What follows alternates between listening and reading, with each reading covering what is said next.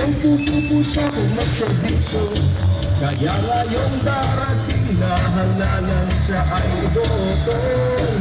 Kasi ngayon, sisigaw siya ng darating.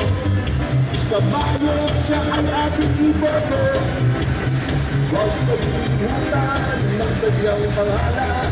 Kung tulingan ko, ang siyos ng masa, may walang pag-asa. Maugmang daig po sa Induga Boss.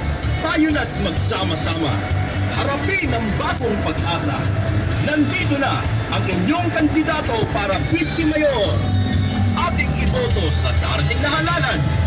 Ang kandidato ng masa, lehitimong daitenyo, iboto natin, Vice Mayor Bong Caranceja Turingan. Iboto natin, Vice Mayor Bong Caranceja Turingan. Kung tulingan ko ay naisin. Kaya-kaya niya ang magservisyo.